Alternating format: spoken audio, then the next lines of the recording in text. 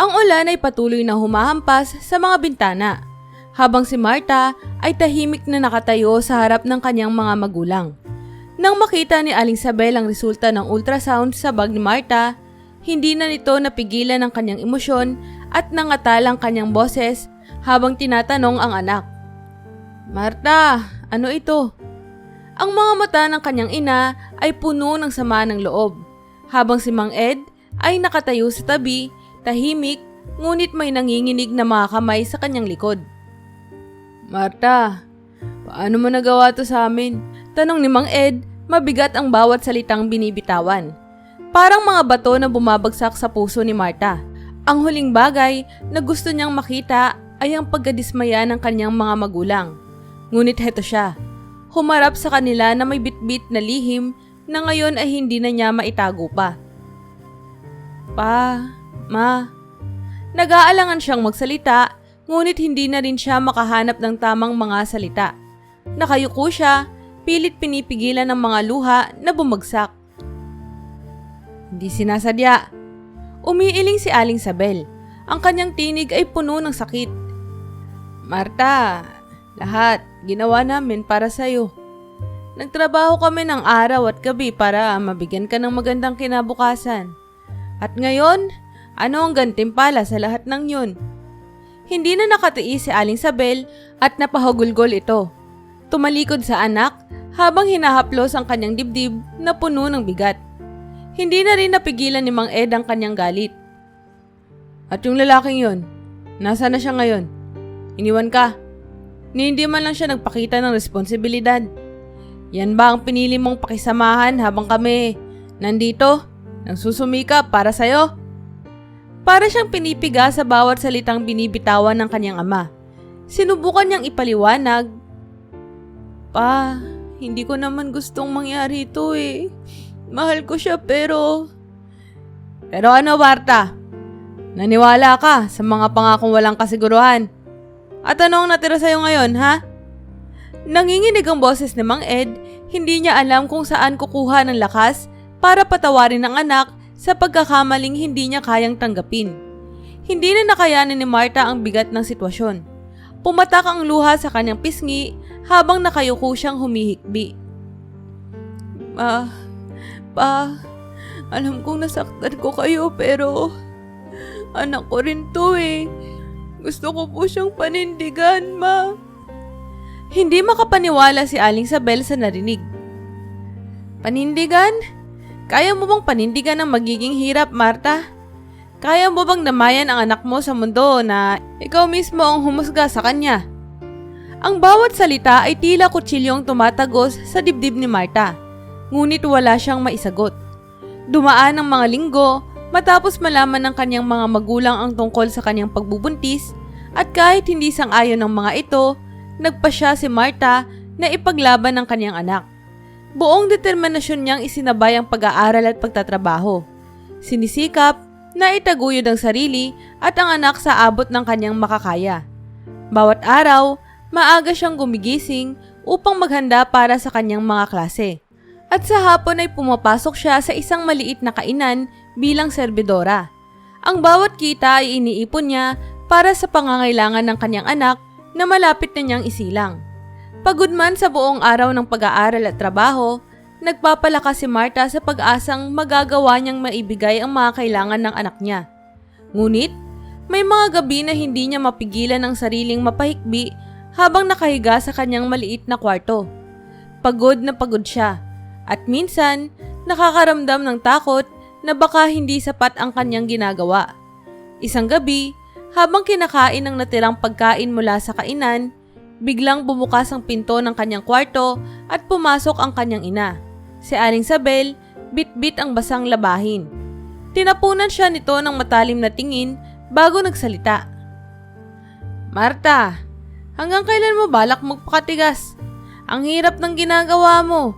Iniisip mo ba talaga ang kinabukasan ng bata?" Saglit na natigilan si Marta at pilit nang umiti sa kanyang ina. "Ma, alam ko pong mahirap, pero gagawin ko po lahat para sa kanya. Hindi ko gusto na ipasa sa iba ang responsibilidad na to. Tugon niya kahit may halong panghihina ang kanyang boses. Umiling si Aling Sabel at tumitig sa kanya. Puno ng awa, ngunit may halong pagkadismaya.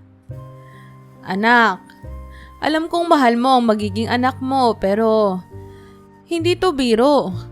Pagbabayad ng matrikula, gatas, diaper, mga gamot kapag nagkasakit siya. Paano mo yan kakayanin habang nag-aaral ka? Napayuko si Marta at hindi na sumagot. Alam niyang totoo ang sinasabi ng kanyang ina. Ngunit pilit niyang pinapanindigan ang kanyang desisyon. Ma, kaya ko po. Gagawa ako ng paraan kahit ano pang mangyari. Ayokong iwan siya sa iba, ma. Napabuntong hininga si Aling Sabel at tumayo. Bahala ka na nga, Marta. Pero tandaan mo, anak, kung kailan mo man maisip na hindi mo na kaya, nandito lang kami palagi. Lumabas si Aling Sabel, iniwan si Marta na tahimik na nakatingin sa papalabas na pinto. Ramdam ang bigat ng desisyon na pinili niyang panindigan. Lumipas ang mga buwan at dumating ang panahon na nanganak si Marta. Sa kabila ng sakit at hirap ng panganganak, ngiti ang nasa kanyang mga labi nang makita ang kanyang anak. Pinangalanan niya itong Miguel. Isang pangalang pinili niya dahil sa kahulugan nitong makapangyarihan. Naniniwala siyang magiging matatag ang anak sa kabila ng mga pagsubok sa kanilang buhay. Sa unang mga linggo, tuwang-tuwa si Marta sa bawat sandaling kasama si Miguel. Pinagmamasdan niya ito habang natutulog at sa bawat ngiti ng sanggol, tila nawawala ang lahat ng kanyang pagod. Ngunit hindi nagtagal, bumalik sa realidad si Marta. Kinakailangan niyang balansihin ang pagiging ina at ang mga responsibilidad niya sa kolehiyo. Isang araw, matapos ang isang mahabang oras sa eskwela at sa trabaho, natanggap ni Marta ang isang mensahe mula sa dating kasintahan, ang ama ng kanyang anak. Kinabahan siya habang binubuksan ang mensahe. Umaasang magbabago ito at tatanggapin ang kanyang responsibilidad. Ngunit, kabaliktaran ang nabasa niya. Marta, hindi ko kayang panindigan ng batang yan. Hindi ko pinlano ang buhay ko. Kasama ka o kasama man siya. Malamig at diretso ang mensahe ng kanyang dating kasintahan. Nanginig ang mga kamay ni Marta habang hawak ang telepono. At sa bawat salita ay parang binabagsakan siya ng mundo. Halos hindi siya makahinga habang tumutulo ang kanyang mga luha. Napaupo siya sa gilid ng kama, yakap ang munting katawan ni Miguel na noon ay mahimbing na natutulog. Paano na tayo ngayon, anak? Bulong niya habang humahaplo sa pisngi ng sanggol.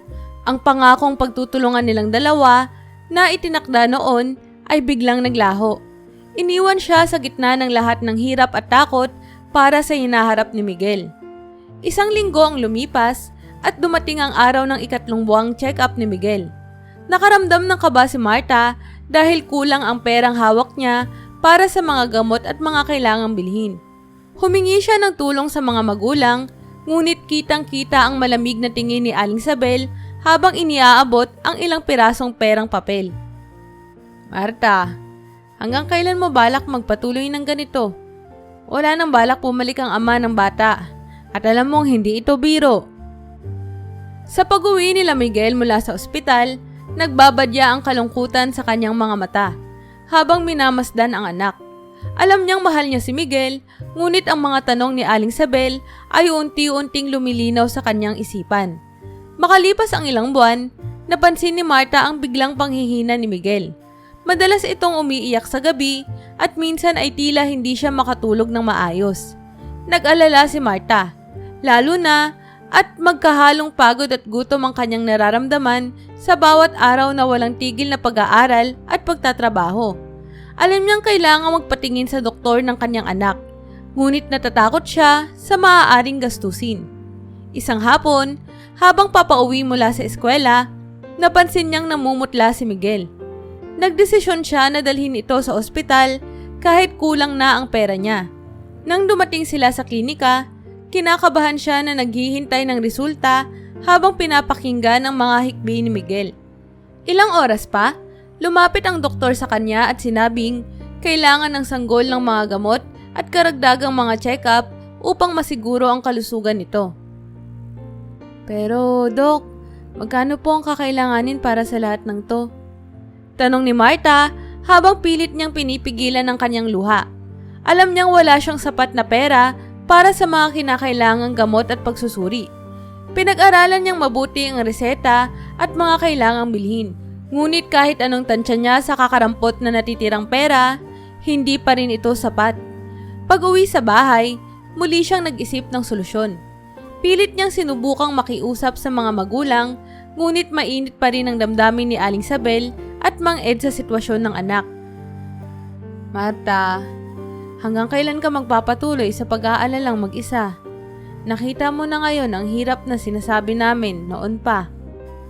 Wika ng kanyang ina. Ma, pa, alam kong may pagkukulang ako sa inyo. Pero hiling ko lang naman po na sana tulungan niyo kami ni Miguel. Di ba po sabi niyo kapag kailangan ko ng tulong, lumapit lang ako sa inyo? Pagsusumamo ni Marta habang yakap ang kanyang anak na patuloy na umiiyak. Napailing si Mang Ed. Marta, kaya ka nga namin pinipilit ipaampon si Miguel dahil ayaw naming mapunta siya sa sitwasyong ito, di ba? Kung hindi mo siya kayang bigyan ng maayos na kalusugan, marahil ay tama si Aling Mila. Handang-handa silang alagaan si Miguel ng tulad ng sariling anak at hindi siya maghihirap sa kanila. Nanginig si Marta sa narinig. Mahal na mahal niya si Miguel, ngunit unti-unti nang lumilinaw sa kanya ang mga limitasyon ng kanyang kakayahan. Buong gabi niyang pinag-isipan ang sinabi ng kanyang mga magulang. Habang tahimik na binabantayan si Miguel na payapang natutulog sa kanyang mga bisig. Alam niyang labis ang pagmamahal niya sa anak, ngunit handa ba siyang isakripisyo ang kanilang pagsasama para sa mas magandang kinabukasan nito? Lumipas ang ilang araw mula nang magkasakit si Miguel at habang pinipilit ni Marta na hanapan ng solusyon ang bawat problema, patuloy naman ang pag-aalala ng kanyang mga magulang. Sa tuwing makikita nilang pagod na pagod si Marta, na halos walang tulog at hindi na rin kumakain ng maayos dahil inuuna ang mga pangangailangan ni Miguel, lalong nadadagdagan ang pangamba ni Aling Sabel at Mang Ed. Isang gabi, habang tahimik na nakaupo si Aling Sabel sa kusina at nagtitimpla ng kape, umupo si Mang Ed sa tabi niya. May bitbit na sobre. Sabel, siguro nga tama na ang panahon para kausapin si Aling Mila at Mang Bert. Sabi ni Mang Ed, mabigat ang kanyang tono. Tumango si Aling Sabel, ngunit kitang-kita rin ang pag-aalala sa kanyang mukha. Nakikita mo naman ang kalagayan ni Marta, Ed. Lalong humihirap ang sitwasyon nila ni Miguel. Hindi ko rin naman gustong masaktan si Marta, pero mas gugustuhin ko pang makita ang apo ko na lumaking hindi nagkukulang. Sagot ni Aling Sabel habang hinahaplos ang baso ng mainit na kape sa kanyang mga kamay. Nagpasya ang dalawa na tawagan sina Aling Mila at Mang Bert, ang mga matalik nilang kaibigan na matagal nang gustong magkaanak ngunit hindi pinalad. Kinabukasan, pumunta ang mag-asawa sa bahay ni na Marta upang mag-usap-usap. Umupo silang lahat sa sala habang si Marta ay karga si Miguel. Walang kamalay-malay sa plano ng kanyang mga magulang. Sabel, Ed, alam niyo namang matagal na namin gusto magkaroon ng anak ni Bert. At kung papayag si Marta, handa kaming akuin ang responsibilidad kay Miguel. Sisiguraduhin namin na maganda ang buhay na mararanasan niya sa piling namin. Wika ni Aling Mila, hablot ng kaba ngunit puno ng sinseridad ang boses. Napatingin si Marta sa kanyang mga magulang at nakaramdam siya ng biglang pag-init sa kanyang dibdib. Hindi siya makapaniwala na pinatawag pa ng kanyang mga magulang, sina Aling Mila at Mang Bert upang kausapin siya tungkol sa bagay na ito. Nagsalubong ang kanyang kilay habang niyapos ng mas mahigpit si Miguel. Ma, pa, bakit kailangan pa nating dumating sa ganito? Akala ko ba, tinutulungan niyo ko? Hindi ba't sinabi ko nang kaya kong panindigan ang anak ko? Naman eh. Boses ni Marta nanginginig sa galit at lungkot. Anak, hindi ito tungkol sa pagdududa sa pagmamahal mo kay Miguel. Sabi ni Mang Ed, may panginginig din sa kanyang tinig. Alam naming mahal na mahal mo ang bata, pero Mahal din namin siya at gusto namin ang pinakamabuti para sa kanya. Kung si Aling Mila at Mang Bert ang mag-aalaga sa kanya, hindi siya maghihirap. Hindi mo kailangang ipilit ang sarili mong magsakripisyo ng ganito. Pero anak ko siya pa. Hindi niyo ba yun naiintindihan? Hindi ako papayag na ibigay siya sa iba. Pa, simula pa lang nung una, hindi ko na siya binitawan. Sinusubukan ko lahat ng makakaya ko. Sinusubukan ko siyang ibuhay. Tapos ganito yung gagawin niyo. Pa naman eh. Ayokong iwan si Miguel.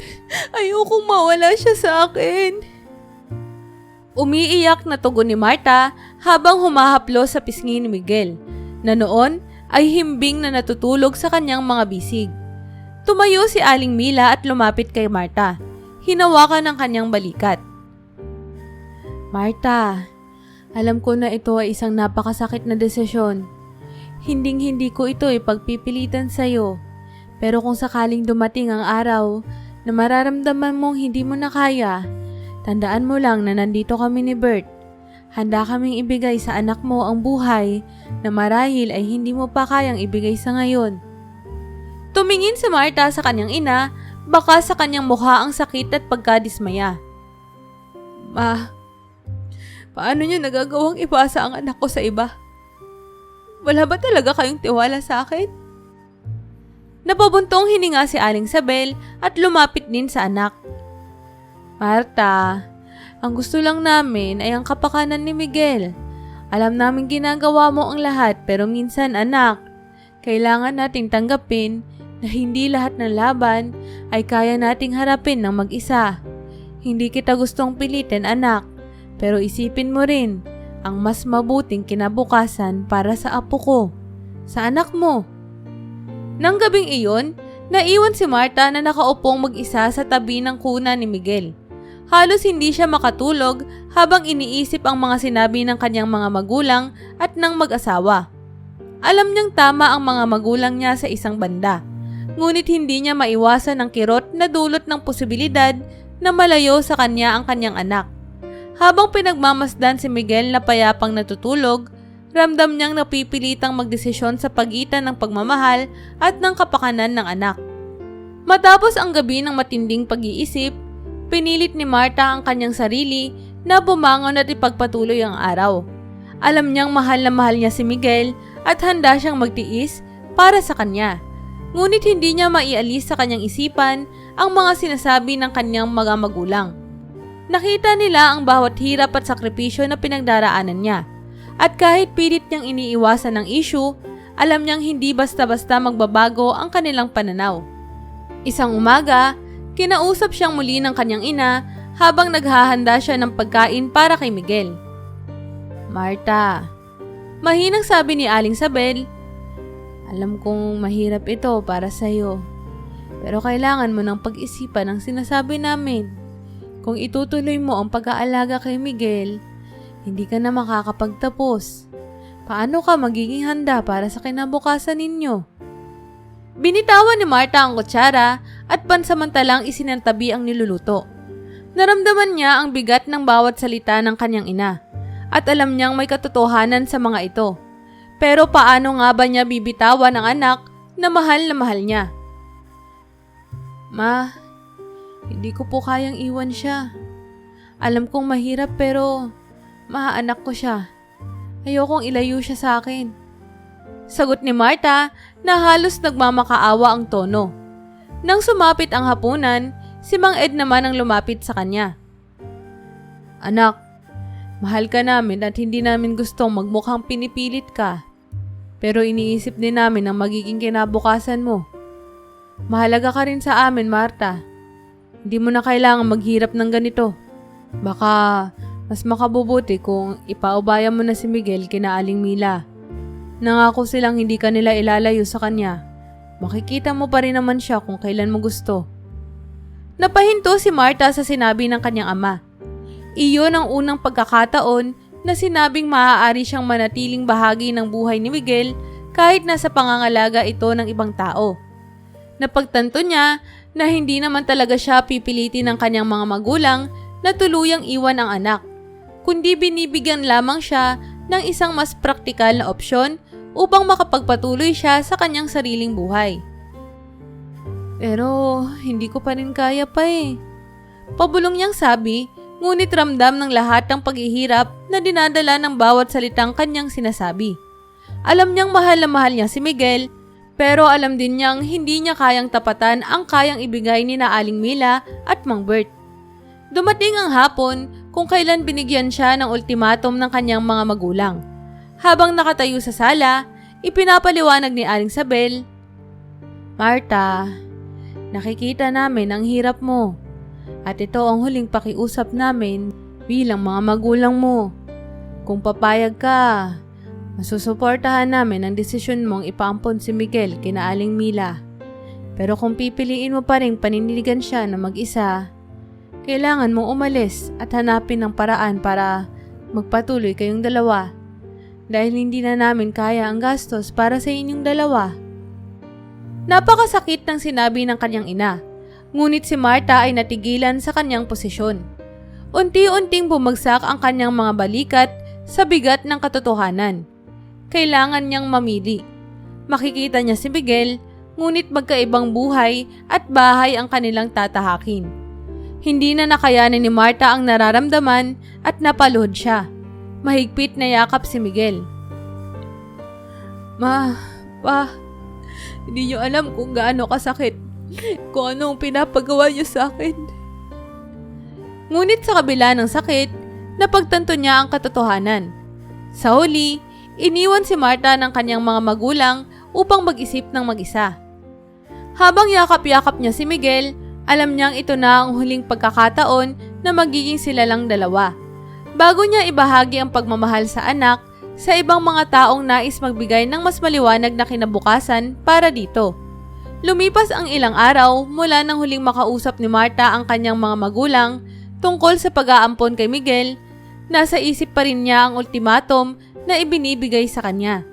Mamili sa pagitan ng pananatili kay Miguel sa kabila ng hirap o ang pagpapaubaya sa anak para sa mas magandang kinabukasan. Ngunit kahit anong pilit niyang hanapan ng solusyon, palaging bumabalik sa kanyang isipan ng mga sinabi ng kanyang mga magulang.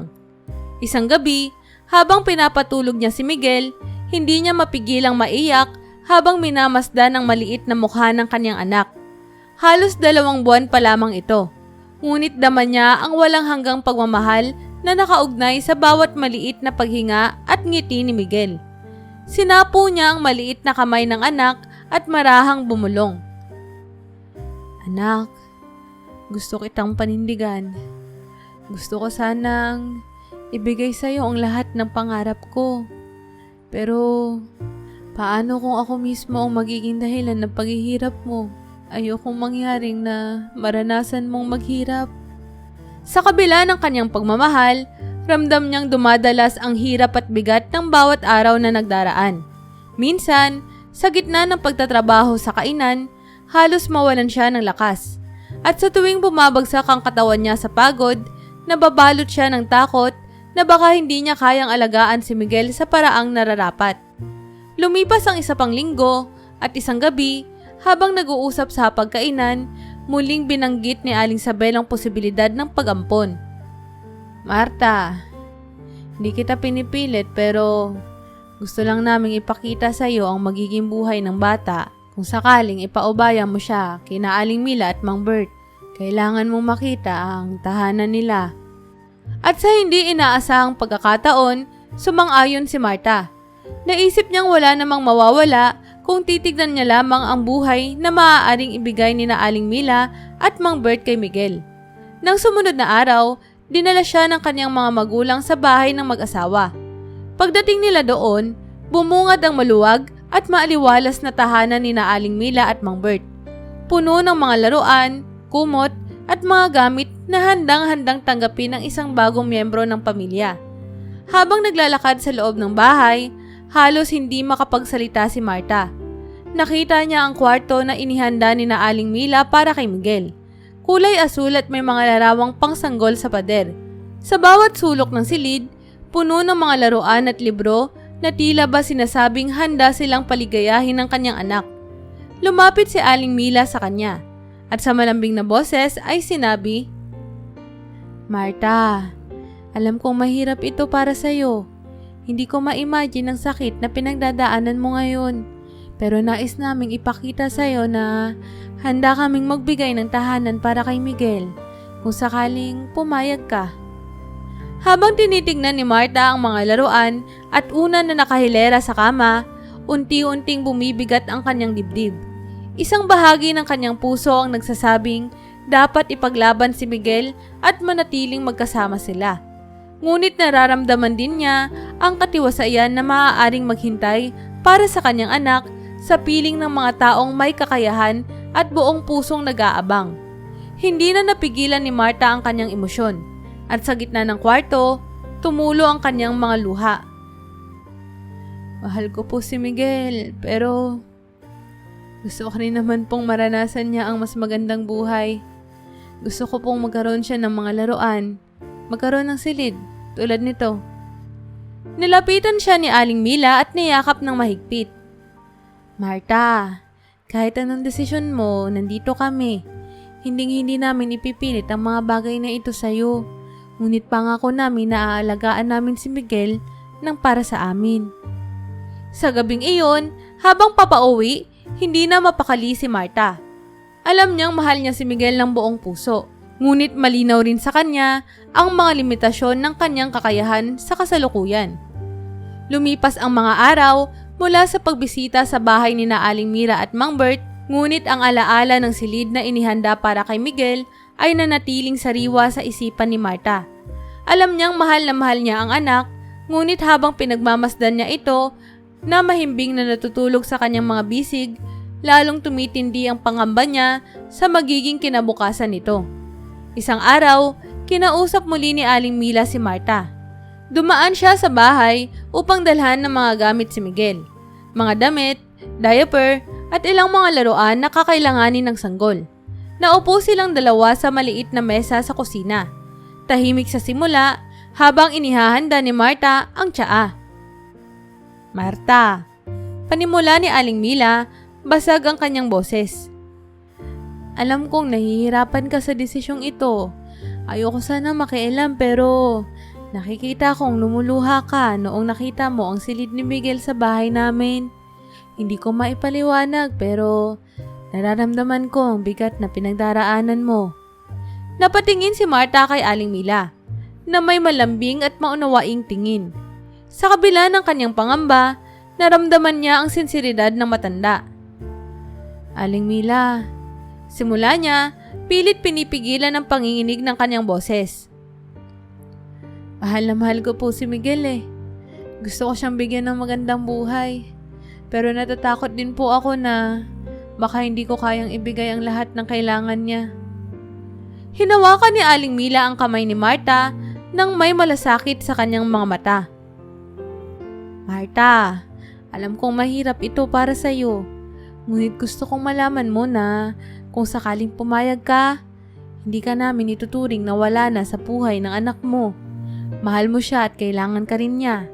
Hinding-hindi namin isasara ang pinto para sa iyo. Sa mga salitang iyon, tila nawala ang bahagi ng alinlangan sa puso ni Marta. Ngunit may isa pa rin siyang tanong na pilit niyang sinisikap itanong, ngunit takot siyang marinig ang sagot. Aling Mila, nagsimula siyang magsalita ng may kaba. Kung ipagkakatiwala ko sa inyo si Miguel, hayaan niyo bang makilala niya ako bilang nanay niya kapag dumating ang tamang panahon? Ngumiti si Aling Mila, may bakas ng pag-asa sa kanyang mukha. Marta, mahalaga ka sa buhay ni Miguel at hindi ko iyon ipagkakait sa kanya. Pangako ko sa iyo, magiging bahagi ka pa rin ng kanyang buhay. Kapag dumating ang araw na sapat na ang kanyang pag-unawa, sasabihin namin ang totoo. Pero Marta, makikita mo pa rin siya. Madadalaw mo siya kahit kailan mo gusto. Hindi kita tatanggalan ng karapatang mahalin ang anak mo. Lumuha si Marta, ngunit sa pagkakataong ito, ang mga luha niya ay may halong kaganaan at kaunting pag-asa. Mahirap man ang kanyang desisyon, ramdam niya na ang buhay ni Miguel ay magiging maganda sa piling ng mga taong may kakayahan at nagmamahal din sa kanya nang walang kapalit. Nang gabing iyon, habang niyayakap si Miguel sa huling pagkakataon bilang siya lamang ang nag-aalaga dito, buong puso niyang ibinulong ang pangako sa kanyang anak. Miguel, hindi ako mawawala ha. Mahal kita. Mahal ka ni Mama at hindi kita bibitawan. Kahit malayo tayo sa isa't isa, palagi lang nandito si Mama. Mahal na mahal kita, anak. Sa pagbabalik ni na Aling Mila kinabukasan, may dalang kasunduan na nagtitiyak na si Marta ay laging makikita si Miguel at hindi magiging manyaga sa buhay nito. Mahigpit siyang niyakap ni na Aling Mila at Mang Bert. At sa kabila ng sakit, isang bagong pag-asa ang naramdaman ni Marta para sa kanyang anak. Dumaan ang mga linggo matapos ipagkatiwala ni Marta si Miguel kina Aling Mila at Mang Bert, naging tahimik ang kanilang tahanan. At sa bawat araw na lumilipas, pilit na iniintindi ni Marta ang kanyang desisyon.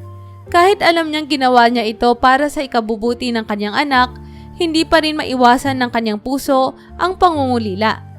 Isang hapon, nagpasya si Marta na bisitahin si Miguel sa bahay ni na Aling Mila. Dala ang mga laruan at bagong damit na binili niya mula sa kinita sa pagtatrabaho. Nang dumating siya, sinalubong siya ni Aling Mila sa pintuan. Ngumiti at niyakap siya ng mahigpit. Marta, sakto ang dating mo. Kakatulog lang ni Miguel. Sabi ni Aling Mila habang inaakay siya papunta sa kwarto ng bata. Tahimik na sumilip si Marta sa pintuan at nakita si Miguel na mahimbing na natutulog sa kanyang maliit na kama. Mukhang payapa at kontento. Ang kanyang puso ay napuno ng konting ginhawa, ngunit naroon pa rin ang sakit ng pangungulila. Napansin ni Aling Mila ang tahimik na pagtulo ng luha ni Marta habang pinagmamasdan si Miguel. Alam kong mahirap ito, Marta. Mahinang sabi ni Aling Mila. Ngunit gusto kong malaman mo na hindi kami kailanman magpapanggap na kami ang tunay na mga magulang ni Miguel. Mahal ka niya at kahit bata pa siya, alam kong mararamdaman niya ang pagmamahal mo. Nagpakawala si Marta ng isang malalim na buntong hininga at tumango. Aling Mila, salamat sa lahat ng ginagawa niyo para sa kanya ha. Alam ko po na nasa mabuti siyang mga kamay. Pero minsan, hindi ko po maiwasang itanong sa sarili ko kung tama po ba yung ginawa kong desisyon. Bumaling siya kay Aling Mila, umaasa ng kasiguruhan. Hinawakan ni Aling Mila ang kamay ni Marta at tumingin ng diretso sa kanyang mga mata. Marta, hindi mo siya iniwan dahil wala kang pakialam. Iniwan mo siya para masiguradong may magandang kinabukasan siya. At tandaan mo, palagi kang magiging bahagi ng buhay niya. Kahit anong mangyari, ikaw ang nanay ni Miguel at walang makakapagpalit sa iyo sa puso niya.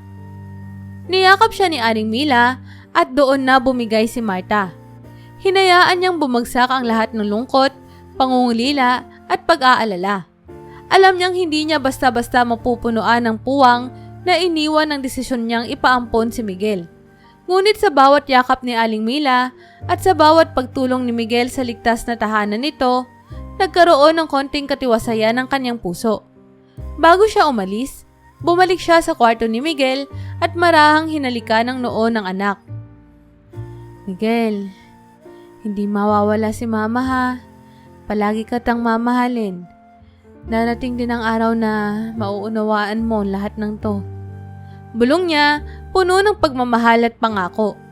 Sa pagbabalik sa kanyang tahanan, dala niya ang mabigat na katotohanan ng kanyang desisyon. Ngunit alam din niya na sa bawat pagsasakripisyo, isang hakbang na mas malapit si Miguel sa magandang kinabukasan na matagal na niyang pinapangarap para sa anak.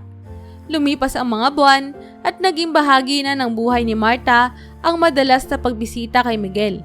Hindi lumilipas ang linggo na hindi siya tumutuloy sa bahay ni na Aling Mila. Nagdadala ng mga laruan, damit, at minsan ay lutong pagkain na siya mismo ang nag-prepare.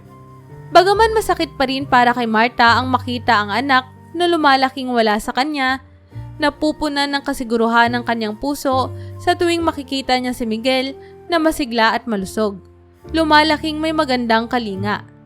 Isang araw, habang naglalaro sina Miguel at Aling Mila sa sala, dumating si Mang Bert mula sa trabaho at nagdala ng ilang mga litrato ng pamilya na ipaparamdam kay Miguel ang kanilang pagmamahal. Napansin ni Marta ang isa sa mga larawang iyon. Si Miguel na nakangiti habang karga ni Mang Bert sa tabi ng malaking puno sa kanilang bakuran. Nakita niya ang saya sa mukha ng bata at sa kanyang puso, daman niya ang saya ng anak sa bagong tahanang iyon. Marta, tawag ni Mang Bert habang umupo sa tabi niya. Hawak ang larawan. Alam mo bang laging hinahanap ni Miguel ang mama tuwing gabi? Tanong ni Mang Bert na may halong lambing at pag-aalala. Napayuko si Marta, pilit nang iningitian ang sinabi ng kaibigan ng kanyang mga magulang. Talaga po? Lagi niya po akong hinahanap? Tanong niya, boses na puno ng pangungulila. Tumango si Mang Bert. Oo anak, alam kong may puwang sa puso ng bata na tangi ikaw lamang ang makakapuno. At alam din namin ni Mila na kahit gaano namin subukang maging mabuting magulang sa kanya, iba pa rin ang pag-aaruga ng isang ina. Bigla siyang nakaramdam ng kaba, ngunit kaakibat nito ang kakaibang saya. Sinimulan siyang tanungin ni na Aling Mila at Mang Bert kung nais ba niyang makasama si Miguel ng mas matagal tulad ng pag-overnight sa kanilang tahanan o kaya ay mas maraming oras ng banding. Bago pa man makasagot si Marta, lumapit si Miguel na may dalang munting laruan at ngumiti sa kanya. Mama! Tawag ni Miguel habang inabot ang laruan kay Marta. Ang kanyang mga mata ay puno ng inosenteng kagalakan. Hindi maiwasan ni Marta ang pagtulo ng kanyang luha habang niyayakap ang anak. Dama ang init at ligaya ng pagkakaroon ng ilang saglit na magkasama. Sa oras na iyon, nagkaroon ng pag-asa si Marta. Naramdaman niya na sa kabila ng lahat ng sakripisyo, unti-unti niyang natutuklasan ang pagkakaroon ng isang ugnayang hindi mapuputol ng kahit anong distansya o pag-aampon. Pinapanood ni Aling Mila at Mang Bert ang tagpong iyon nang may tahimik na ngiti. Alam nilang sa puso ni Miguel, palaging may puwang si Marta bilang kanyang tunay na ina. Bago umuwi, kinausap ni Mang Bert si Marta sa isang tabi. Anak, kung dumating ang panahon na gusto mong bumalik si Miguel sa'yo, palaging bukas ang usapan natin. Mahal na mahal ka ng batang yan, Marta. At alam naming may karapatan kang magdesisyon kung paano mo gustong manatili sa buhay niya. Habang papalayo si Marta mula sa bahay ni na Aling Mila, dala niya ang buo at sariwang pag-asa. Alam niyang hindi nawawala ang kanyang ugnayan kay Miguel at na palaging may pagkakataon siya na maging aktibong bahagi ng buhay nito. Buong puso niyang pinagpapasalamat ang pag-unawa ng pamilya ni Aling Mila at Mang Bert, na patuloy na binibigyan siya ng puwang bilang ina ng kanyang anak. At mula sa gabing iyon, nagdesisyon si Marta na ipagpatuloy ang kanyang pag-aaral at magtrabaho ng mas mabuti. Umaasang balang araw, kapag siya ay handa na, muling mabubuo ang kanilang pamilya. Lumipas ang ilang taon at kahit patuloy na naging abala si Marta sa kanyang pag-aaral at trabaho, hindi kailanman nawala sa isip niya si Miguel. Regular siyang bumibisita sa bahay ni na Aling Mila at Mang Bert sa unang mga taon. Ngunit isang araw, nang magtungo siya roon dala ang kanyang natitipid na pera para sa munting regalo kay Miguel, tumambad sa kanya ang nakasarang bahay na tila walang nakatira. Nabahala si Marta at agad siyang nagtungo sa bahay ng ilang kapitbahay upang magtanong. Pasensya ka na, iha. Sabi ng isa sa mga kapitbahay na matanda na rin. Bigla na lang silang umalis ng isang buwan eh. Di ko alam kung saan sila nagpunta. Nataranta si Marta. Sinubukan niyang tawagan ng mga lumang numero ni na Aling Mila at Mang Bert, ngunit wala siyang natanggap na sagot. Bumalik siya sa bahay ilang ulit, nagbabaka sakali na bumalik sila o magkaroon ng bagong impormasyon. Ngunit sa bawat pagbisita, lalo lamang siyang nag-aalala. Ilang linggo siyang hindi mapakali. Patuloy sa pag-iisip kung bakit biglaan ang pagkawala ng kanyang anak at ng mga umampun dito. Naghanap siya ng mga paraan upang matrace ang kanilang huling kinaroroonan. Pumunta siya sa mga barangay office at nagtanong sa mga nakalipas na kamag-anak ng pamilya, ngunit tila naglaho na lamang sila nang walang bakas. Kahit anong tanong niya sa kanilang mga kakilala, walang makapagbigay ng kasiguraduhan kung saan sila lumipat o kung bakit umalis sila nang walang abiso. Hindi na nakayanan ni Marta ang bigat ng kanyang pangungulila at pag-aalala. Dumaan ang mga buwan na puno ng kaba at kalungkutan hanggang sa dumaan pa ang ilang taon. Wala pa rin siyang makuhang balita kay Miguel at bawat gabi, inuubos niya ang oras sa pag-aalala sa anak. Iniisip kung nasa mabuti itong kalagayan o kung maaalala pa ba siya nito. Tila isang malaking bangungot ang biglang pagkawala ni Miguel sa kanyang buhay. At sa bawat araw na lumilipas, ang pangarap niyang muling makasama ang anak ay tila unti-unting naglalaho. Nagpatuloy si Marta sa kanyang buhay, ngunit sa kaloob-looban niya, may puwang na hindi mapupunan ng kahit anong tagumpay o kasiyahan.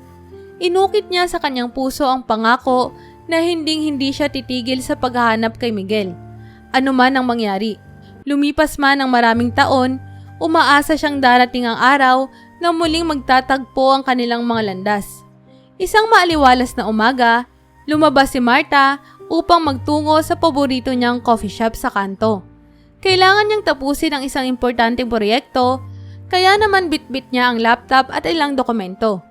Pumesto siya sa isang tahimik na mesa sa dulo at agad na nagbukas ng laptop, abalang-abala sa pagsusuri ng kanyang mga files.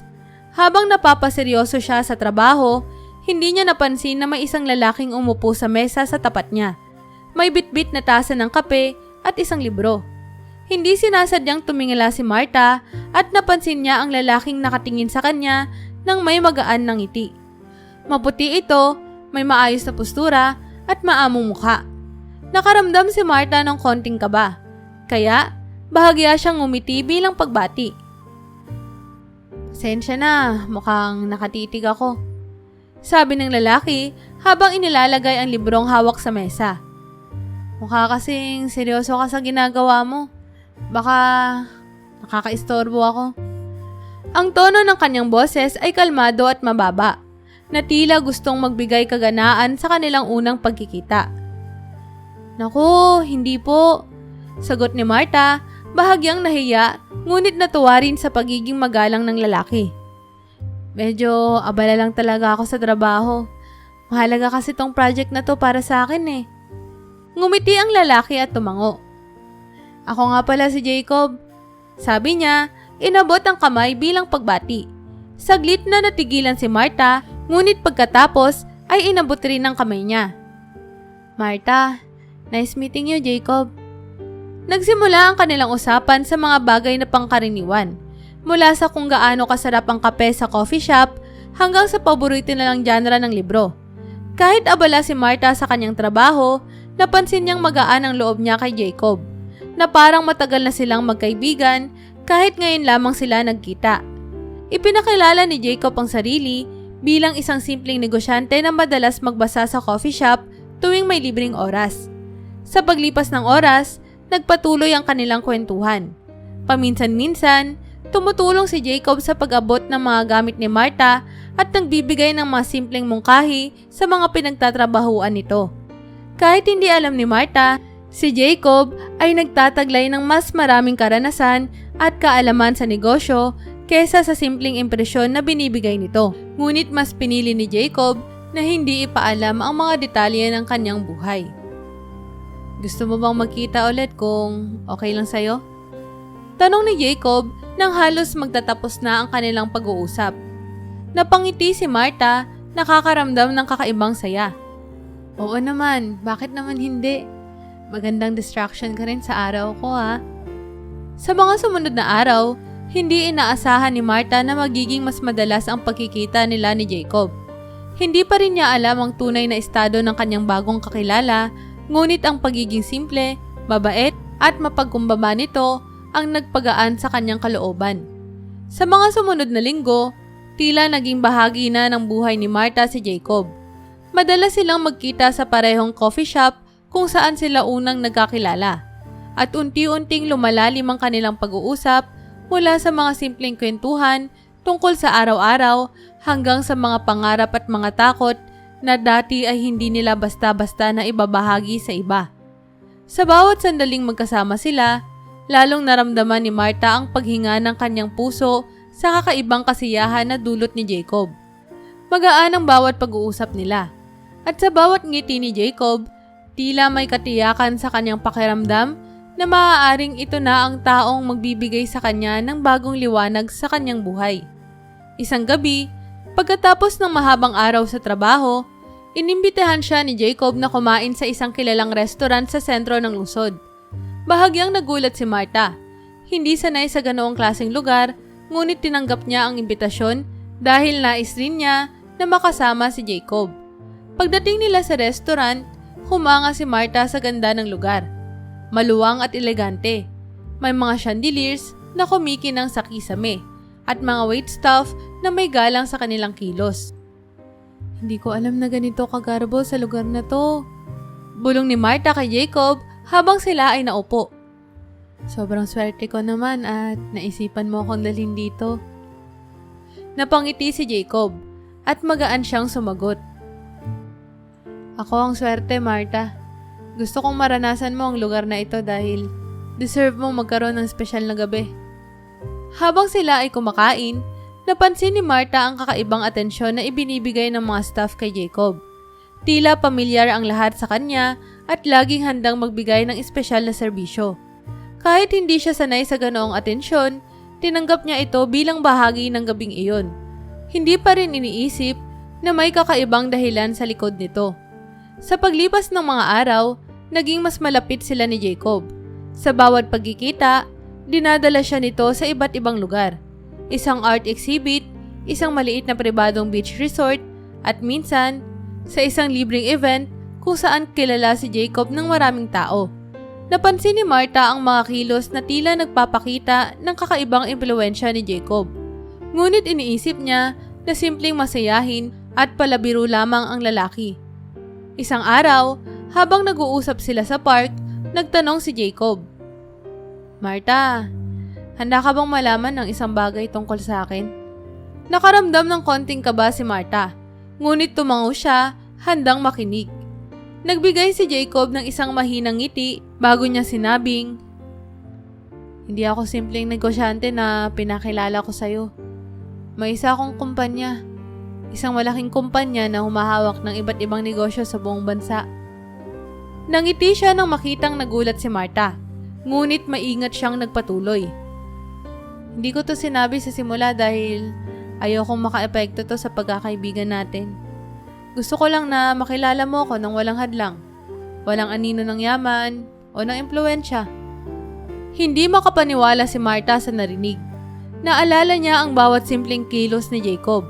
Ang kanyang pagiging mapagpakumbaba, ang oras na ginugugol nito sa kanya, at ang kabutihang loob na ipinapakita sa kabila ng hindi pagsasabi ng totoo tungkol sa kanyang estado sa buhay. Bagaman nagulat siya, napagtanto ni Martha na ang Jacob na nakilala at minahal niya ay totoo at tapat, sa kabila ng lahat ng kanyang yaman at kapangyarihan. Ngayon, humawak si Jacob sa kamay ni Martha at tumingin sa kanya ng may sinseridad. Martha, handa ka bang tanggapin ako sa kabila ng lahat ng nalaman mo? Sa kabila ng kanyang pagkagulat, napangiti si Martha at marahang tumango. Jacob, ang taong minahal ko ay ang simple, mabait, at mapagpakumbabang taong nakilala ko. Ang mga bagay na to ay hindi nagbabago kahit anuman ang estado mo sa buhay. At sa sandaling iyon, mas lalong naramdaman ni Martha ang lalim ng pagmamahal na meron siya kay Jacob. Isang pagmamahal na hindi kayang itago ng kahit na anong lihim o yaman. Matapos ang masayang pagtanggap ni Martha sa katotohanan tungkol kay Jacob, napagdesisyonan niya na ipakilala ito sa kanyang mga magulang. Bagaman may kaba sa kanyang puso, alam niyang karapat-dapat na makilala ng kanyang pamilya ang taong nagpabago sa kanyang buhay at muling nagbigay ng pag-asa sa kanya. Alam din niyang mahalaga ito para kay Jacob na sinserong nagdanais na mapalapit sa mga mahal niya sa buhay. Isang Sabado ng hapon, nagpasya si Martha na dalhin si Jacob sa bahay ng kanyang mga magulang. Tahimik ang biyahe at ramdam ni Jacob ang konting kaba ni Martha. Kaya, Marahan niyang hinawakan ang kamay nito at ngumiti.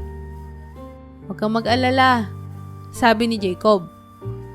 "Wala akong ibang intensyon kundi mahalin ka at ipakita sa kanila na totoo ako sa'yo." Pagdating nila sa bahay, sinalubong sila ng ina ni Marta, si Aling Sabel, na nakangiti ngunit may halong pagkabahala sa kanyang mga mata. Matapos nilang magbatian, ipinakilala ni Marta si Jacob. "Ma, Pa, si Jacob po. Siya yung laging kinikwento ko sa inyo," sabi ni Marta habang nakangiti. Pilit na pinapakalma ang sariling kaba. Sa unang tingin, halatang masusing tinitingnan ni Mang Ernesto, ang ama ni Marta, si Jacob. Maingat na sinuri nito ang tindig at pagkatao ng lalaki bago nag-abot ng kamay bilang tanda ng pagwe-welcome. "Jacob, pasensya ka na kung simple lang ang bahay namin," sabi ni Mang Ernesto, isang pag-uusap na puno ng pag-iingat at pagsusuri. Ngumiti si Jacob at may pagpapakumbabang sumagot. "Mang Ernesto, malaking karangalan po para sa akin ang mapakilala sa inyo. Si Marta ang dahilan kung bakit ako narito. At mahalaga po para sa akin na tanggapin ninyo ako sa buhay niya." Habang nagkakape sa sala, nagkwentuhan si Jacob at ang mga magulang ni Marta. Ikinuwento ni Jacob ang kanyang simpleng simula bago siya naging matagumpay sa negosyo. At sinadya niya na hindi magbigay ng detalye tungkol sa kanyang yaman upang mas makita nila ang kanyang tunay na pagkatao. Marahang ngumiti si Aling Sabel na ngayon ay mukhang nagiging komportable na kay Jacob. "Jacob, mukhang mabait ka at talagang mahal mo ang anak namin. Sana'y alagaan mo siya ng husto," sambit ni Aling Sabel habang tinitingnan ang reaksyon ni Jacob. Hinawakan ni Jacob ang kamay ni Marta at sinserong tumingin sa kanyang mga magulang. "Opo, pangako ko po yun. Hindi ko po pababayaan si Marta at handa po akong gawin ang lahat para mapasaya siya." Napatingin si Marta sa mga magulang niya, na ngayon ay mukhang masayang tanggapin si Jacob. Ramdam ni Marta ang paggaan ng kanyang loob. Sa wakas, nakita ng kanyang pamilya ang tapat na pagmamahal ni Jacob. Sa kabila ng simpleng introduksyon at pagiging low-key nito sa kanyang estado, lumabas ang pagmamahal ni Jacob sa pamamagitan ng kanyang kababaang loob at sensiridad. At sa mga sandaling iyon, alam ni Marta na mas buo ang kanyang tiwala sa taong mahal niya. 2 taon ang lumipas at ang pagmamahalan ni Marta at Jacob ay lalo pang tumatag. Sa bawat araw na magkasama sila, lalong napatunayan ni Marta ang kabutihan at sensiridad ni Jacob. Sa kabila ng yaman at tagumpay ni Jacob, nanatiling mapagpakumbaba ito. Palaging inuuna ang kasiyahan ni Marta. Marami silang pinlanong paglalakbay, simpleng lakad, at mga plano para sa kinabukasan. Ngunit sa huli, isa lang ang tiyak. Nais nilang magtuloy ang kanilang buhay na magkasama.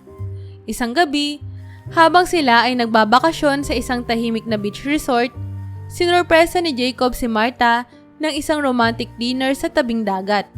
Sa ilalim ng bituin at malamlam na ilaw ng mga kandila, humarap si Jacob kay Marta. Hawak ang kanyang kamay at may ngiting puno ng kaseryosohan at pagmamahal.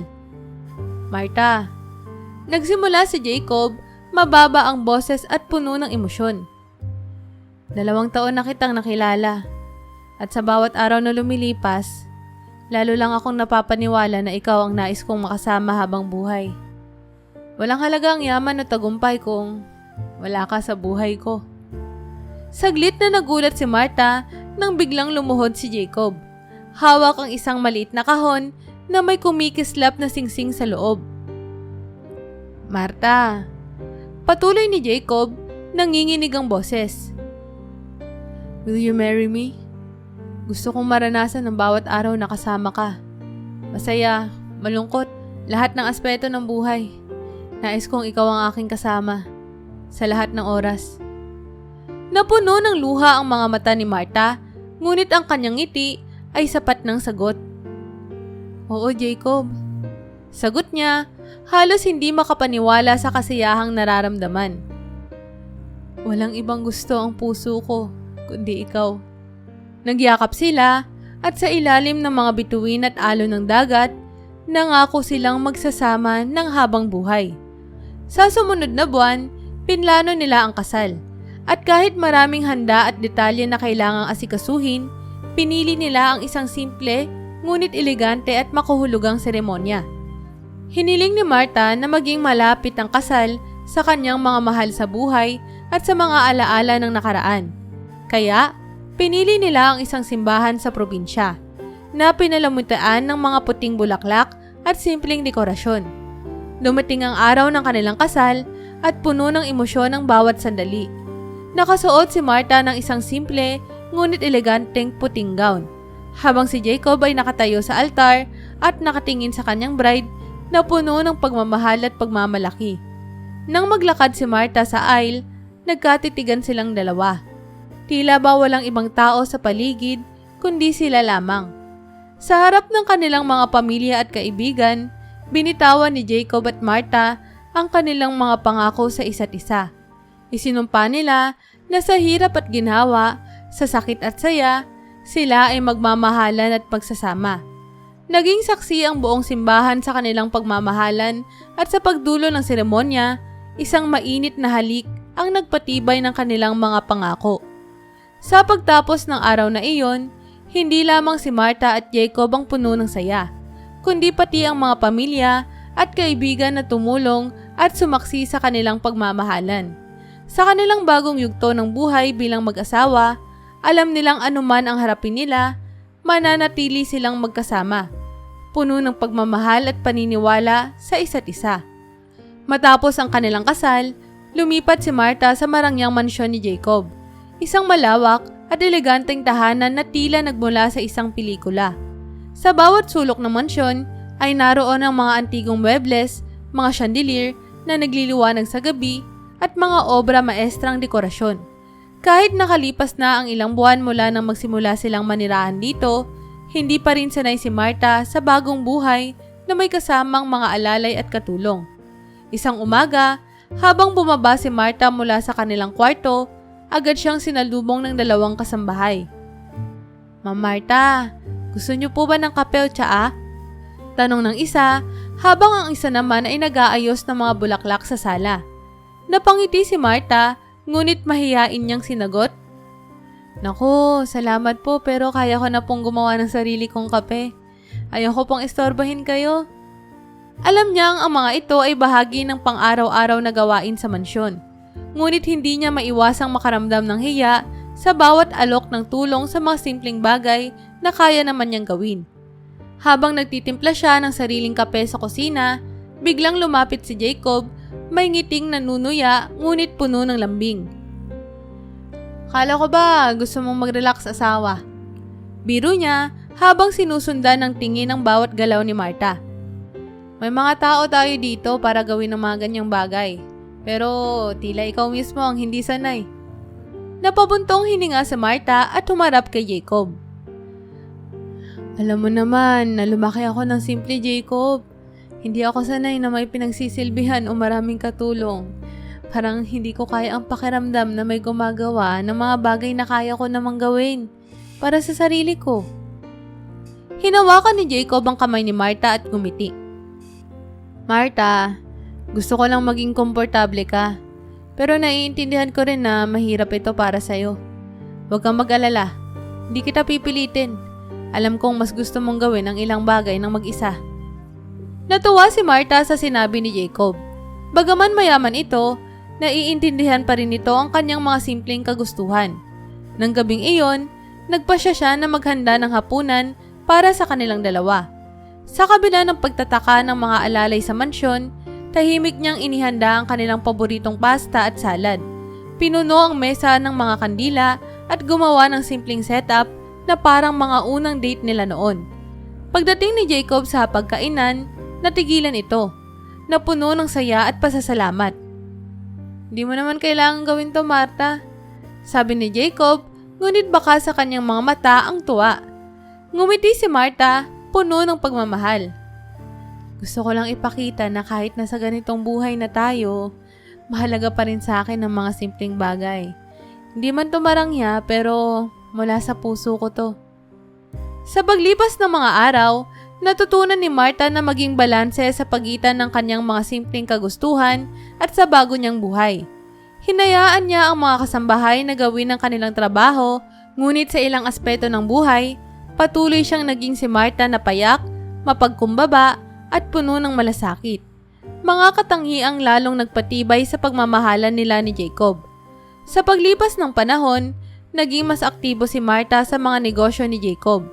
Kahit pa simpleng buhay ang nakasanayan niya, unti-unti niyang natutunan ang masalimuot na mundo ng negosyo. Mula sa mga transaksyon hanggang sa pakikipagnegosasyon. Nakikita ni Jacob ang kasipagan at dedikasyon ni Marta, kaya nagtiwala siyang ipasa ang ilang responsibilidad sa kanya. Masaya si Marta sa bagong hamon at sa kabila ng takot, ramdam niya ang suporta ni Jacob sa bawat hakbang ng kanyang pag-aaral sa negosyo. Isang araw, habang nag-aalmusal, may iniabot na folder si Jacob kay Marta. Marta, kailangan kong humingi ng pabor. May isang mahalagang business trip na kailangan kong puntahan sa ibang bansa. Pero parang mas gusto kong ikaw ang pumunta ron para maging kinatawan ng kumpanya natin. Bahagyang natigilan si Marta, ngunit alam niyang ito ay isang malaking oportunidad at tanda ng tiwala ni Jacob sa kanya. Sigurado ka ba, Jacob? Tanong niya, may halong kaba sa kanyang boses. Baka hindi ko pa kayang ganong kalaking responsibilidad. Ngumiti si Jacob at hinawakan ang kanyang kamay. Kaya mo yan, Marta. Napatunayan mo sa akin na handa ka para sa mga hamon. Ang negosyong to ay tungkol sa pakikipag-usap sa mga tao at pagpapakita ng sinseridad at walang ibang mas may kakayahan para dyan kundi ikaw. Sa gabing iyon, nag-impake si Marta at handa na siyang lumipad kinabukasan. Nang dumating ang araw ng kanyang pag-alis, masuyo siyang niyakap ni Jacob sa harap ng kanilang mansyon. Huwag kang mag-alala, mahal. Nandito lang ako. At may mga staff ka na handang tumulong sa iyo sa pag-aayos ng lahat. Pagkatapos ng isang matamis na halik at mga salitang puno ng pagpapalakas ng loob, umalis si Marta. Handang harapin ang bagong hamon, sa kabila ng pangamba, excited siya at puno ng inspirasyon na gawin ang lahat para ipakita kay Jacob na karapat-dapat siya sa tiwala nito. Habang nasa biyahe si Marta at abala sa pakikipagkita sa mga kasosyo at paglahok sa mga meetings, naiwan naman si Jacob sa mansyon. Noon lang talaga naranasan ni Jacob ang tila kakaibang tahimik na bahay na wala si Marta. Nakasanayan niya na lagi itong kasama, maging sa mga simpleng oras tulad ng pag-aalmusal o pagbibigay ng mga mungkahi sa mga proyekto. Napagtanto ni Jacob na napakalaking bahagi na ng kanyang buhay si Marta, hindi lamang bilang isang asawa, kundi bilang katuwang at inspirasyon sa kanyang mga negosyo at pangarap. Sa tuwing may oras, tinatawagan ni Jacob si Marta upang kamustahin ito. Kamusta naman ang unang business trip mo? Tanong niya, may halong kasiyahan at pagmamalaki sa kanyang boses. Napangiti si Marta sa kabilang linya. Medyo nakakakaba pero natutunan ko rin na maging mas kampante. Salamat sa tiwala mo, Jacob, ha? Hindi ko magagawa to kung hindi dahil sa'yo. Palagi lang ako nandito, Marta. Huwag mong kalimutang tawagan ako kung kailangan mo ng kahit anong tulong, ha? Sagot ni Jacob, puno ng lambing. Habang nagtatagal si Marta sa business trip na iyon, lalong napagtanto ni Jacob ang halaga ng kanyang asawa. Hindi lamang sa negosyo, kundi sa bawat aspeto ng kanyang buhay. Samantala, si Marta naman ay natutong maging mas matatag at tiwala sa sarili. Inspiradong magtagumpay upang mabigyang parangal ang tiwalang ibinigay sa kanya ni Jacob. Pagkarating ni Marta sa kanilang mansyon, matapos ang matagumpay na business trip, sinalubong siya ng eksenang hindi niya inaasahan. Nagkakagulo ang mga kasambahay sa sala at ang mga boses ay puno ng kaba at galit. Habang papalapit siya, narinig niya ang isa sa mga katulong na nagsusumbong kay Jacob. Sir, ang anak ng bagong hardinero. Nagnakaw siya ng mga alahas sa kwarto ni Ma'am Marta. Natagpuan namin siyang nagtatago malapit sa pinto habang may hawak na kwintas. Napatigil si Marta sa narinig, ngunit higit pa siyang nagulat nang mapansin ang batang umiiyak sa gilid ng sala. Natatakot at nanginginig. Agad siyang lumapit nang makita niya ang mukha ng bata. Biglang bumalik ang lahat ng alaala. Walang duda. Ito ang kanyang anak na si Miguel, na ilang taon nang nawawala at hindi niya matagpuan. Miguel? Halos hindi makapaniwalang bulong ni Marta habang dahan-dahang lumapit sa bata. Nang marinig ng bata ang pangalan niya, bahagya itong tumingila. Ngunit ang takot at pagkalito ay nanatiling bakas sa kanyang mga mata. Mama?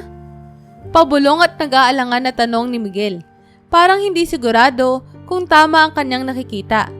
Hindi siya halos makapaniwala sa kanyang harapan. Isang batang tila dumaan sa matinding hirap at paghihirap ang nasa harapan niya. Agad niyakap ni Marta si Miguel at hindi niya mapigilan ang pagtulo ng kanyang mga luha. Miguel anak, ako nga to, si nanay. Sabi niya, pinipilit na pigilan ang panginginig ng kanyang boses. Ano nangyari sa'yo? Paano ka napunta rito? Sa gilid ng eksena, si Jacob ay tahimik ngunit malalim ang pag-iisip. Lumapit siya sa dalawa at may pag-unawa at kalmadong sinuri ang sitwasyon. Marta, gusto kong marinig ang buong kwento. Kailangan nating malaman kung ano ang nangyari sa anak mo. Dahan-dahan, huminahon si Miguel habang niyayakap siya ni Marta. Ikinuwento niya na sa gitna ng mga hikbi na iniwan siya ng kanyang mga umampon, sina Aling Mila at Mang Bert, matapos ang isang aksidente na nagdulot sa kanila ng matinding problema sa pera. Naiwan si Miguel sa mga taong nag-aalaga sa kanya.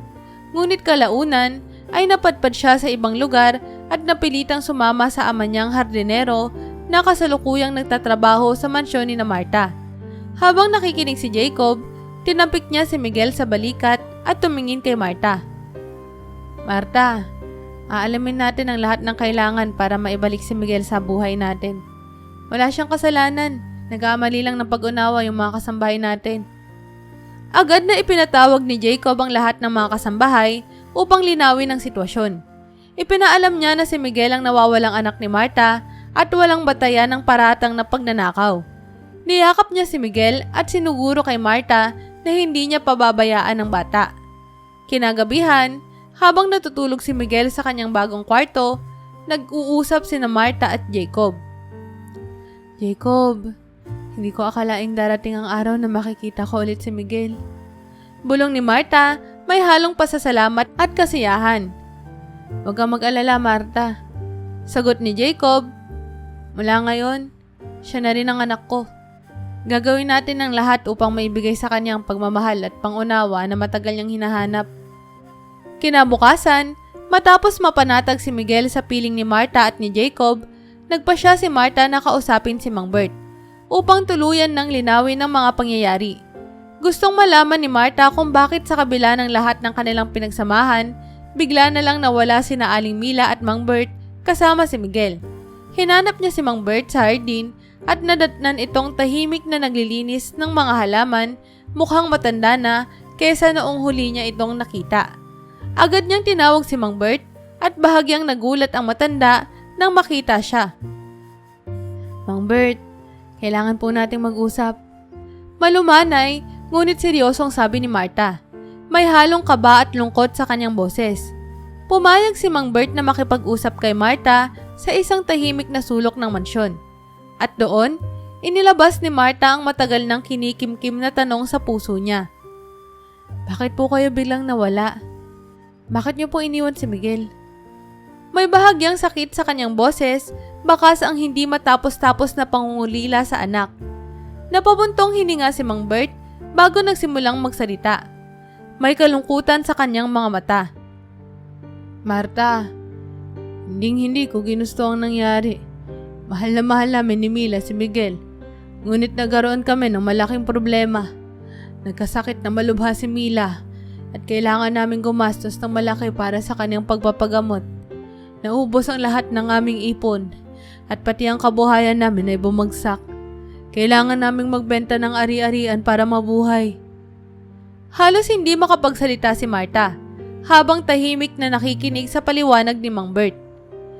Dahil wala na kaming pera, napilitan kaming maglakbay sa probinsya para sana maghanap ng mas murang gastusin sa pagpapagamot ni Mila. Napilitang manitili si Miguel sa aming kaibigan. Ngunit hindi namin akalain na hindi na namin siya mababalikan pa. Namatay si Mila at nagdanas ako ng depresyon at kawalan. Nawala ako sa tamang pag-iisip at sa kabila ng lahat, hindi ko nagawang bumalik upang sunduin siya. Nang nagkaroon ako ng pagkakataon, muli akong naghanap ng trabaho at sinumpa ko sa sariling babawiin si Miguel balang araw. Pero sa kasamaang palad, hindi ko na alam kung nasaan siya. Puno ng lungkot at pagsisisi ang boses ni Mang Bert habang tuloy ang kanyang kwento. Isang araw, nalaman kong nagtatrabaho pala siya sa isang munting pamilya sa baryo.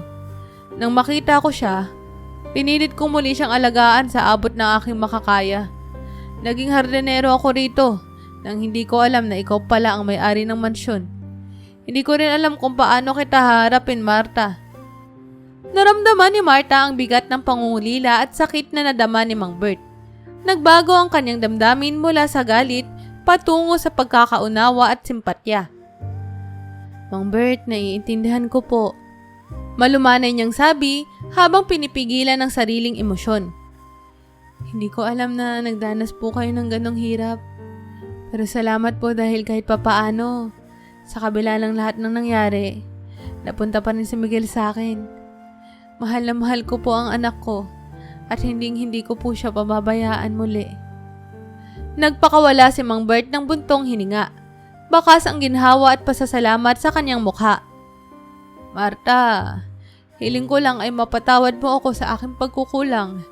Wala akong ibang hangarin kundi ang kabutihan ni Miguel at masaya ako na bumalik na siya sa tunay niyang ina. Niyakap ni Marta si Mang Bert, puno ng pagpapatawad at pagmamahal. Sa gabing iyon, ikinuwento ni Marta kay Miguel ang buong kwento ng kanyang buhay.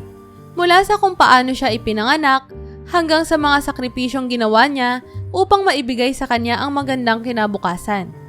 Hindi man mabura ang mga alaala ng paghihiwalay, ang mga sugat ng nakaraan ay unti-unting naghihilom sa piling ng pagmamahalan at pagtanggap ng kanilang buong pamilya. Sa isang gabi na tahimik ng pag-uusap, nagpasya si Marta na ibahagi kay Jacob ang buong kwento ng kanyang nakaraan. Ang mga sakripisyo, mga pangarap na hindi natupad, at ang mahaba niyang paghahanap kay Miguel, na ngayon ay muling bumalik sa kanyang piling. Ibinahagi niya ang sakit ng pagkawala ng anak at ang hindi matatawarang saya nang muling makita si Miguel sa kanilang mismong tahanan. Sinabi niya rin kay Jacob ang mga pagkakataong halos bumigay na siya sa paghahanap, ngunit pinilit niyang lumaban. Umaasa na balang araw ay mabubuo rin ang kanyang pamilya. Habang nakikinig, tahimik lang si Jacob, ngunit ramdam ni Marta ang sinseridad at lalim ng pagkaunawa nito.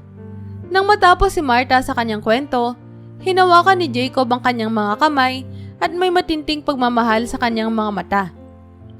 Marta, wala nang mahalaga pa sa akin kundi ikaw at si Miguel. Lahat ng nangyari sa nakaraan ay bahagi ng naging ikaw at alam kong malaki ang sakripisyong pinagdaanan mo. Wala akong ibang hangarin kundi ang suportahan ka at mahalin si Miguel bilang tunay kong anak. Hindi napigilan ni Marta ang pagtulo ng kanyang luha, ngunit ngayon ay luha ng kaligayahan ang kanyang nararamdaman. Ang pagtanggap ni Jacob sa kanyang nakaraan ay tila nagpagaan ng bigat na matagal nang nakaatang sa kanyang balikat. Alam niyang hindi siya nag-iisa sa pagbibigay ng magandang kinabukasan kay Miguel at may katuwang siyang buong pusong sumusuporta sa kanya. Pagkaraan ng ilang saglit, lumapit si Jacob kay Miguel, na noon ay natutulog na sa kwarto. Tahimik niyang pinagmasdan ang bata at isang mainit na ngiti ang lumabas sa kanyang mga labi. Paglingon niya kay Marta, bumigkas siya ng mga salitang puno ng pangako. Marta, nais kong ipaalam sa iyo na si Miguel ang susunod na tagapagmana ng lahat ng yaman at negosyo ko. Ang bawat pag-aari ko, ang kumpanya ko, lahat ng to para sa kanyang kinabukasan. Nagulat si Marta. Hindi inaasahan ang labis na pagmamahal at tiwala na ibinigay ni Jacob kay Miguel. Jacob, hindi ko alam kung paano kita mapapasalamatan. Napakalaki ng binibigay mong pangako para sa anak ko. Hindi ko akalaing mangyayari ito sa buhay ko. Hinawakan muli ni Jacob ang kanyang kamay at nagbigay ng matamis ng ngiti. Marta, Mahalaga kayo sa akin. Si Miguel ay anak ko na rin at handa akong ibigay sa kanya ang lahat ng kaya kong ibigay.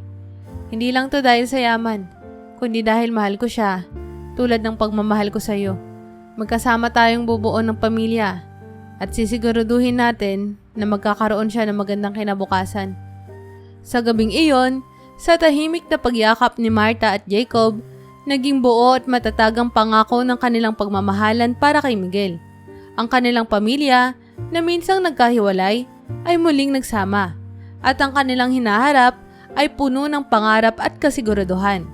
Sa bawat araw na dumarating, alam nilang magkasama nilang haharapin ang mga pagsubok at magtataguyod ng mas maliwanag na kinabukasan para kay Miguel, ang kanilang anak, ang kanilang inspirasyon, at ang kanilang susunod na tagapagmana.